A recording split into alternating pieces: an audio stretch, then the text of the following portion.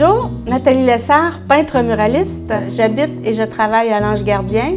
Bienvenue à notre atelier. Bonjour, je m'appelle Marie-Chantal Lachance, je suis peintre muraliste. J'habite et je travaille à l'Ange Gardien et ça me fait plaisir de vous accueillir dans notre atelier. Artiste, rien qu'un artiste, les pieds bien ancrés dans la terre et les yeux tournés vers ma mère. T'es un artiste, t'es un artiste, idéaliste, avec des rêves et des visions. Bonjour, Nathalie, Marie-Chantal, deux complices depuis assez longtemps, ce que j'ai compris tout à l'heure, Oui. depuis l'époque des études. Vous avez étudié les deux. Oui. Donc, vous avez étudié dans le domaine, dans l'espoir, j'imagine, non seulement de l'enseigner, mais aussi de le pratiquer plus de façon individuelle. Donc, vous aviez des carrières en perspective d'envisager, j'imagine, de devenir peintre ou sculpteur. Moi, j'avais l'intention d'être professeure. Nathalie, je pense que tu étais plus du côté de la pratique. Hein? Plus côté sculpture que peinture, même. Sculpture. Oui. Oui. Et oui. Et c'est les événements, c'est le contexte d'il y a une vingtaine d'années qui a fait que vous avez délaissé momentanément une carrière qui aurait été plus individuelle pour vous embarquer dans cette entreprise-là, dans ce beau projet-là? Mais en même temps, c'est un rêve, mais dans la réalité, on sait que c'est pas comme ça vraiment que ça peut se passer. Puis on avait commencé, Marie-Chantal et moi, À travailler dans le milieu de travailler l'enseignement. dans le milieu de l'enseignement. Puis c'était pas facile parce qu'on n'avait pas nécessairement toujours des postes. Puis on a commencé à faire un petit peu de peinture, pour des contrats de peinture chez des gens. Puis on a fait un cours en lancement d'entreprise parce que deux artistes qui se lancent en affaires, c'est pas facile. Puis c'est ça. Ben là, ça fait 16 ans cette année qu'on fait ça. C'est ça. Comment vous est venue l'idée de vous orienter vers quelque chose, d'un produit aussi spécifique? Moi, je considère que c'est quelque chose quand même d'assez spécifique, la murale. Bien, quand on a quitté l'enseignement, on avait déjà, je dirais, expérimenté personnellement le travail. À ce moment-là, on appelait ça des faux finis, de la peinture murale plus largement. Puis personnellement, comme on était des filles de matière, l'une comme l'autre, toi plus dans la sculpture, mais on avait fait des expérimentations dans nos résidences. Puis là, on s'était dit, c'est intéressant de réfléchir différemment la peinture, plutôt que de proposer des œuvres personnelles, bien, de les traiter plus en décoration. Ça fait qu'on avait fait, c'était le début aussi de ces techniques-là qui étaient mises en place. On en voyait un petit peu, mais pas beaucoup ici. Fait qu'on a voulu expérimenter ça davantage. Fait qu'on s'est dit, on va l'essayer, on va... on était partis, pas dans l'esprit de deux filles qui se partent une business puis qui partent en affaires. On s'est dit, on va l'essayer parce qu'on y croyait, oui puis non. Puis les gens qui nous connaissaient, ils croyaient oui puis non aussi parce qu'ils disaient, il me semble qu'ils sont créatives, mais se partir une business, c'est d'autres choses. Fait que finalement, go! Quand on a commencé à peindre, on s'est mis à travailler en intérieur, dans des résidences, petit à petit. Tranquillement, on nous a demandé de faire des murales, de faire des différents motifs. Puis là, on est parti avec ces différents motifs-là, puis on a agrandi tranquillement nos murales, puis on a pris de la confiance en nous. Ça s'est facilité, puis aujourd'hui, bien, ça fait une quinzaine d'années qu'on peint des murales monumentales de très grande échelle en collaboration avec nos associés. On continue toujours avec notre première entreprise à travailler en intérieur, que ce soit dans des maisons, que ce soit dans des restaurants, des commerces. Puis on a jumelé nos savoirs parce que de petit à grand, on a jumelé tout notre savoir. Puis on a commencé à travailler avec les jeunes aussi, à faire des peintures collectives avec des jeunes dans des écoles.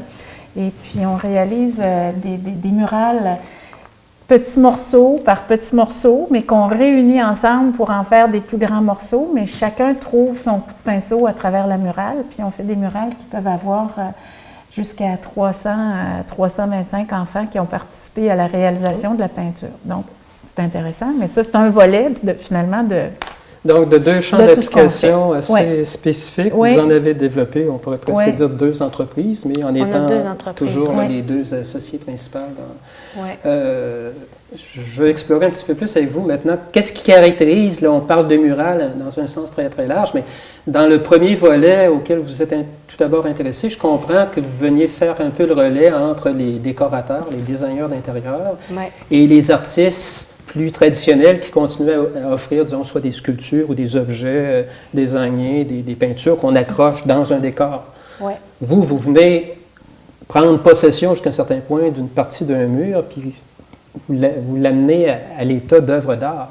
Bien, dans le fond, on répond à des commandes. Dans les 2 entreprises, on répond à des commandes. Dans Saute aux yeux, bien, les commandes viennent soit du client ou des designers qui veulent avoir quelque chose qui est vraiment personnalisé dans un décor particulier. Question de personnalisation aussi qui est intéressante. Des fois, les gens ont fait des voyages, ils veulent qu'on peigne leur voyage. Un événement. Un événement. Une date peut-être, une commémoration. Oui, toutes sortes de choses, c'est différent. Des fois, c'est des caves à vin, ils aiment le vin, ils sont allés visiter la cave à vin en France de tel vin, puis ils veulent revoir dans leur cave à vin à eux une scène quelconque.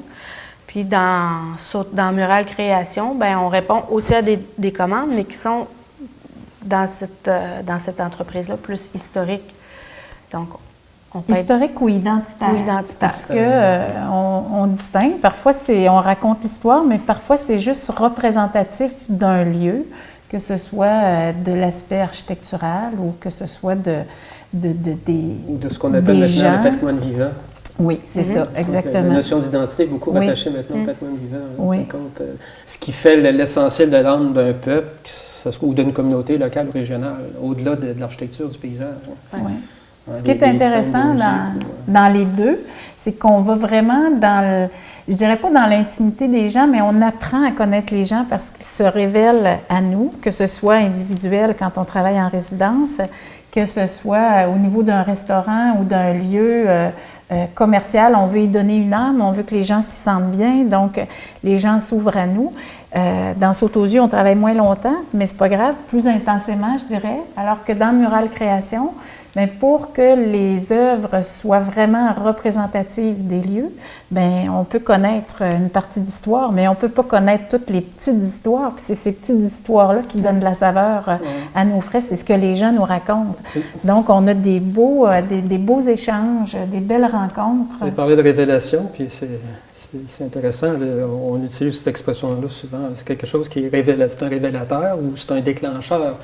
Les gens que vous amenez jusqu'à votre mural, en fin de compte, eux autres, ça les rejoint parce qu'ils ont des anecdotes ou des souvenirs plus précis qui ne sont pas exprimés, j'imagine, de façon tangible dans la murale, mais donc ça déclenche des choses, ça déclenche des émotions, des souvenirs. Parfois, sont exprimés de façon tangible dans la murale. Puis, comme c'est des histoires qui ont beaucoup touché et ému, les gens qui vont voir la murale partagent ce moment-là, s'en rappellent. Je me souviens qu'une fois à Montjoli, on la raconte toujours, cette histoire-là. On avait peint le docteur Lepage. Puis lui, c'était un homme qui était vraiment un homme bon, puis c'était la médecine de campagne, donc il partait avec ses raquettes des fois ou son autoneige, puis il allait accoucher des femmes. Puis à un moment donné, on est en train de peindre, puis là, il y a un monsieur qui arrive, puis qui regarde la murale, puis il dit « Docteur Lepage ». Puis là, il est venu tout mal, tout ému, puis il dit « Savez-vous, il dit, cet homme-là a accouché ma mère de ses 18 enfants.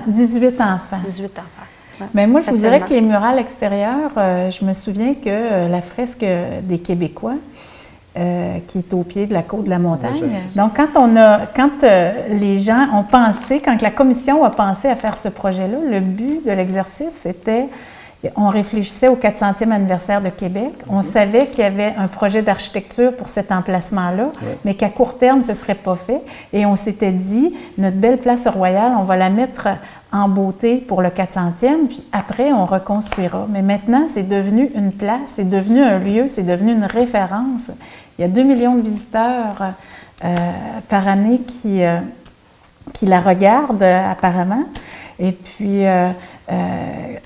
ça fait en sorte que il pourrait probablement plus aujourd'hui y avoir une construction à cet emplacement-là. J'allais vous poser, je vous suggérais exactement ce commentaire-là, parce qu'à l'époque, les murales étaient souvent perçues comme également des événements temporaires. Oui, mais on a un autre exemple aussi, la fresque de l'Hôtel-Dieu de Québec. Cette fresque-là, on l'a faite En 2002. En 2002. Déjà, les gens l'ont beaucoup regardé. Puis moi, je vous dirais qu'à proximité, il y a le pavillon Carleton-Auger. Et puis, il y a beaucoup je dirais pas de résidents, mais de patients qui reçoivent des traitements qui, entre 2 traitements, allaient à la fresque. Évidemment, ça leur changeait les idées. Même, ils pouvaient s'y recueillir probablement à certains endroits. Et à un moment donné, l'Hôtel-Dieu nous ont dit, on a un projet de démolir le bâtiment pour reconstruire, mieux adapter, puis tout ça. Mais ça fait en sorte qu'on va être obligé de détruire la fresque. Sauf que les médecins, les infirmières, puis les patients ne veulent pas qu'on la détruise. Est-ce que vous auriez une solution pour nous? Ça fait que finalement, on a fait des tests pour savoir si on était capable d'enlever des parties ou même de la défaire en morceaux. Et finalement, techniquement, ça a été possible parce que de la façon dont elle avait été peinte, ça avait été peint sur un crépi qui était à même des pierres, on n'aurait pas pu l'enlever. Mais là, comme c'était fait sur des panneaux de béton, ils ont été en mesure de découper la fresque en morceaux, de la détacher, et là, elle est entreposée, et éventuellement, dans la nouvelle construction, que ce soit en intérieur ou en extérieur, il y aura possibilité de la réactualiser. Comme on a pu faire avec des mosaïques romaines. Mais justement, c'est ça. Alors, les gens avaient un sentiment d'appartenance déjà sur cette œuvre-là, puis ils disaient, elle nous donne de la vie, elle nous change les idées, elle fait partie de l'hôpital, elle fait partie de l'histoire de l'hôpital. Maintenant, on veut la conserver. Si on reprenait à partir d'un exemple semblable, c'est quoi le cheminement habituel d'une commande? À partir du moment où il y a une commande ferme pour une murale extérieure, c'est quoi les étapes que vous avez à franchir justement pour en arriver jusqu'au résultat final? Bien, au début, souvent les gens pensent à un mur dans leur municipalité parce que pour toutes sortes de raisons. Puis souvent, c'est pas ce mur-là qui est le mieux.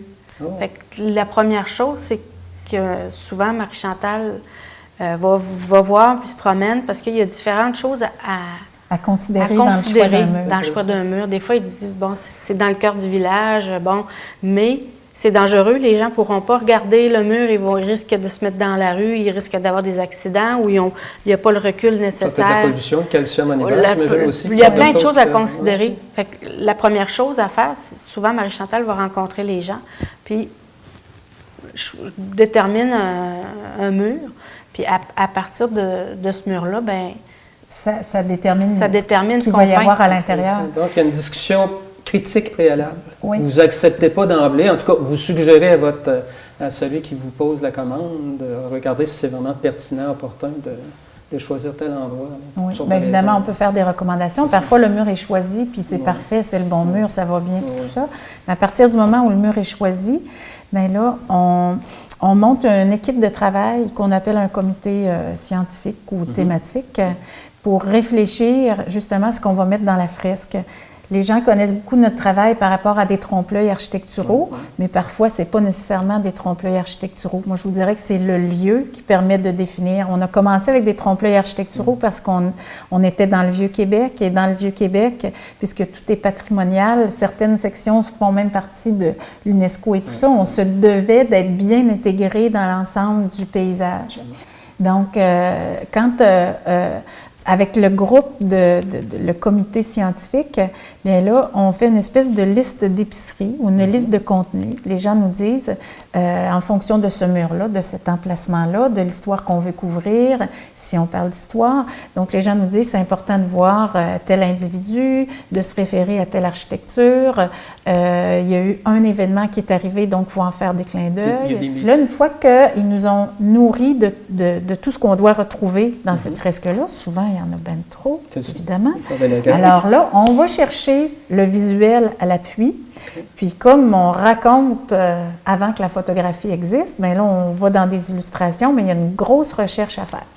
Et là, quand on n'est pas capable de trouver des documents qui nous aident vraiment, bien, des fois, c'est la façon de faire une sélection à travers le contenu, parce que ce qu'on souhaite, c'est qu'on n'ait pas de personnes qui viennent nous dire, bien, dans vos fresques, ça marche pas parce que vous avez fait, je sais pas moi, bon. Alors, on essaie d'être chronologiquement et essayer de trouver la bonne solution. Parfois, on va faire de l'interprétation, mais ça va être de l'interprétation de paysages ou de l'interprétation de choses qui n'ont pas de conséquences, finalement, sur des éléments physiques. La notoriété attendue d'une œuvre comme ça, qui est dans un point stratégique, a son envers de médaille. C'est-à-dire que ça devient très vulnérable à la critique, parce qu'il y a toujours des gens plus spécialistes que d'autres, ou qui ont une mémoire très précise de choses qui se sont passées en rapport avec l'objet de la fresque, puis là, vont dire non, ça n'a pas pu se passer comme ça, il n'y avait pas de pont de glace à cet endroit-là, ou ainsi de suite. Là. Mais on a la chance de travailler quand les comités, qu'on appelle soit les comités aviseurs ou thématiques, on a la chance de travailler avec les gens du milieu, mais souvent aussi les sociétés historiques ou des passionnés, des gens passionnés.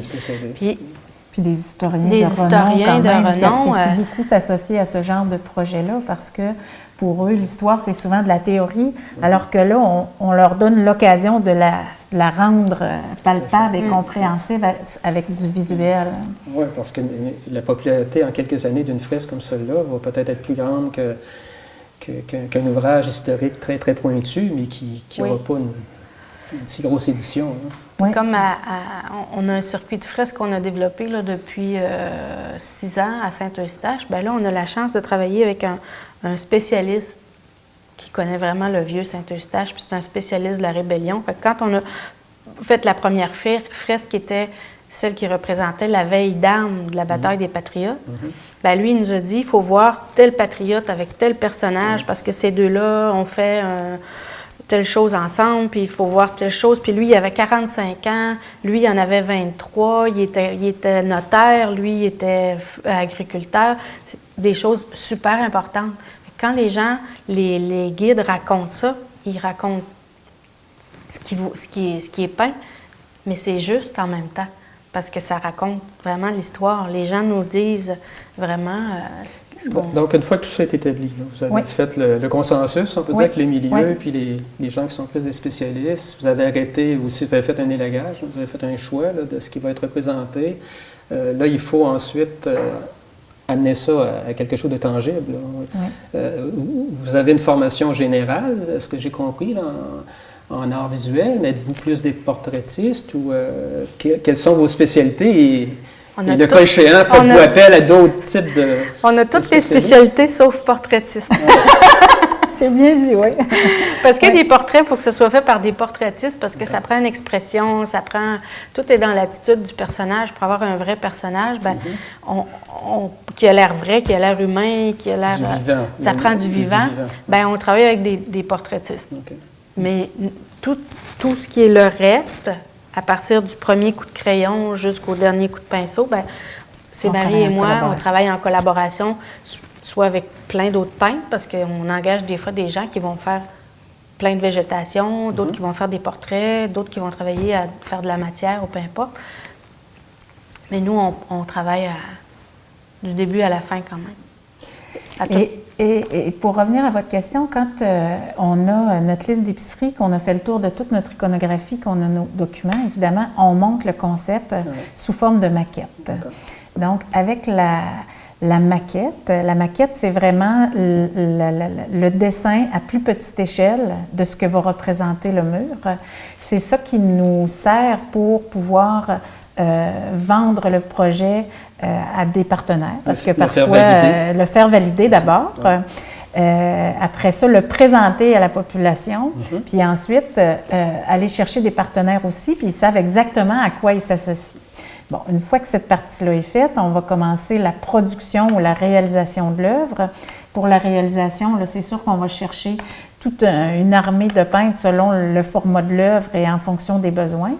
Et tout d'abord, bien, on retravaille la maquette parce que la première maquette, c'est un peu une maquette de séduction, de présentation de projet qui est toute belle, mais elle est à peu près à l'échelle. Mais là, après ça, il faut la retravailler de façon technique pour arriver vraiment à une précision parfaite, parce que c'est ce petit morceau-là qu'on va agrandir. C'est ce que je veux dire. Puis s'il y a une petite erreur à une échelle minimale, ça ne paraît pas trop, mais une fois reproduit sur le mur, ça...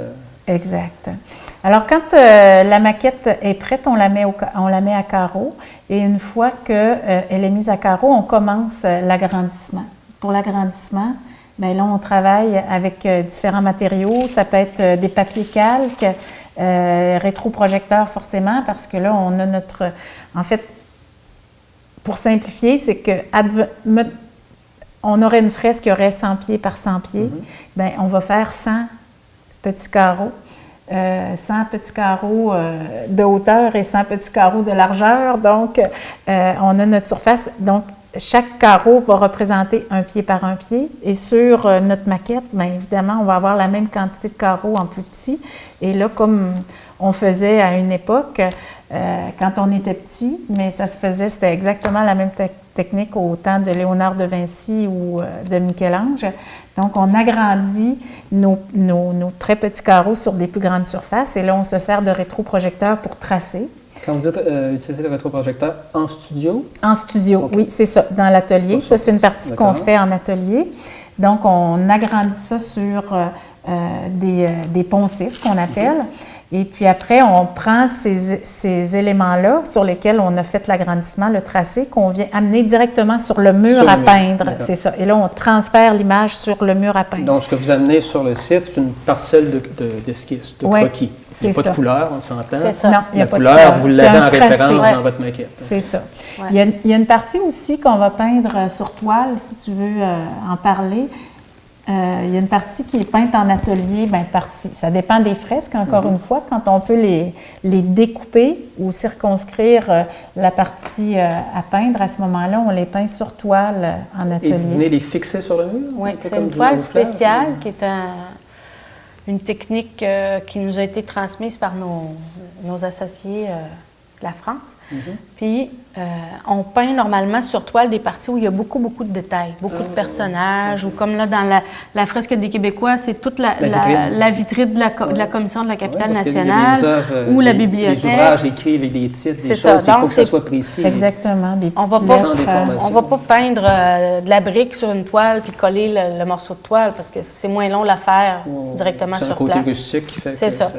Donc, c'est vraiment des parties où il y a beaucoup de détails.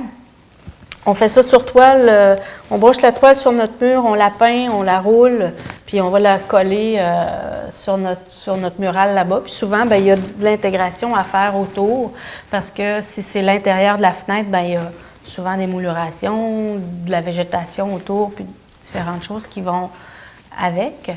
Mais ces parties-là, on les fait sur toile, parce que sinon, dehors, on n'aurait pas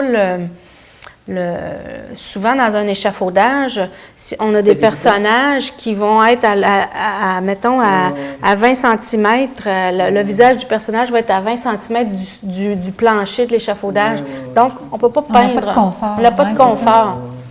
Tandis que quand on est atelier, mais si on a un personnage là, puis on va avoir un échafaudage, puis on va être exactement à la bonne hauteur pour le travailler. Monter, descendre, ajuster. Parce qu'en chantier, bien, notre mur est échafaudé partout où est-ce qu'il faut qu'on peigne, mais des fois, il y a des parties qui sont plus accessibles ou moins. Puis quand le mur est recouvert d'échafaudage, bien, on ne voit pas nécessairement ce qu'on peint. Oui, le rendu. Il faut imaginer beaucoup ou évaluer, parce que chaque chose, on ne peint pas 1 mètre par 1 mètre. La fresque, on peint toute la fresque en même temps, puis on la monte au fur et à mesure. On part d'un tracé, on fait des couches de fond, On travaille les couches de fond, on fait des détails, on fait des détails, on fait des détails, on finit par des personnages, la végétation. Le mur se monte comme ça à toutes les étapes. Question. Vous avez commencé à évoquer vos situations personnelles, c'est ça? Vous êtes, on n'est pas juste des artistes, on est aussi des gens qui ont composé. Vous avez chacun, je pense, des responsabilités quand même un peu définies dans votre entreprise. Là. Il y a l'aspect administratif, l'aspect logistique, tout ça. Comment vous partagez ça? Mais je vous dirais qu'on est très complémentaires. On a déjà essayé de faire chacune les tâches de l'autre et puis à un moment donné, on s'est vite rendu compte qu'il fallait retourner dans nos activités puis dans nos zones. Je dirais que Nathalie est plus dans l'aspect technique, artistique, créatif pur. Aussi toute la mise en place des chantiers, des équipements, des techniques, des matériaux nécessaires, puis tout ça. Alors que moi, en parallèle, ben, je suis là peut-être plus au commencement à rencontrer les clients dans le démarchage, dans les aspects administratifs, dans les aspects contractuels aussi. Mais évidemment, ça, c'est tout ce qui va avec l'entreprise, mais c'est ce qu'on doit faire en dehors d'être sur le pinceau, mais qui nous anime bien aussi. Comme oui, n'importe quel tout à artiste, fait. il faut en vivre. Oui. Malgré tout, je pense que vous êtes consciente que vous avez été pleinement occupée, je pense, depuis les 17 dernières années. Oui, je vous le confirme. Ouais. Avez-vous de la place pour vos créations plus personnelles comme peintre? Est-ce que vous réfléchissez? C'est quoi l'avenir prévisible là, pour vous? On s'est dit cette année qu'on se ferait plaisir. Parce qu'on répond... Et les années à venir, bien sûr. Mais parce qu'on répond toujours à des commandes, puis ce qu'on fait, ben c'est pas comme un artiste qui va peindre, qui va avoir une production, qui va faire... C'est pas du Marie-Chantal, c'est pas du Nathalie, on fait des consensus, on est une équipe, on fait un travail d'équipe, parce que muraliste, on peut pas travailler dans notre petite bulle puis faire nos affaires, c'est vraiment un travail d'équipe. Fait qu'on s'est dit cette année qu'on essayerait, parce que c'est pas facile de ressortir la Marie-Chantal et la Nathalie. Et la Nathalie. Oui. On s'est perdu, puis on essaie de se retrouver. Mais on s'est dit, on se donne du temps, parce que dans le fond, c'est le temps qui nous manque.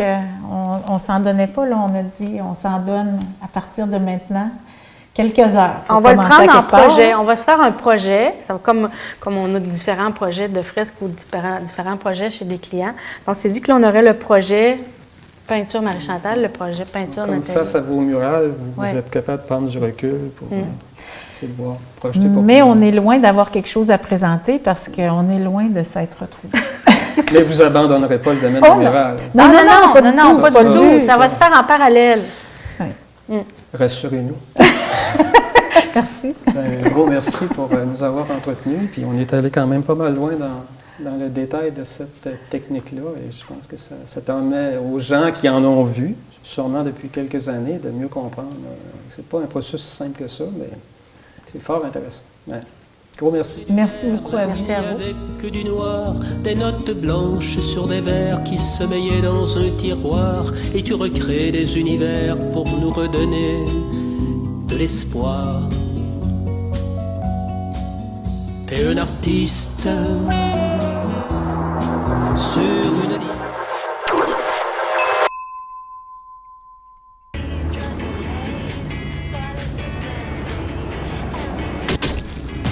Petit ou gros impact, chez Automode, votre pare-brise, on s'en occupe. Et le propriétaire est sur place.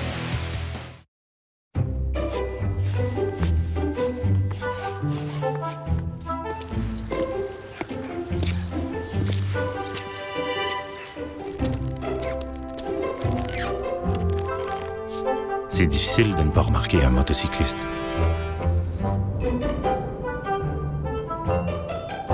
Sauf sur la route.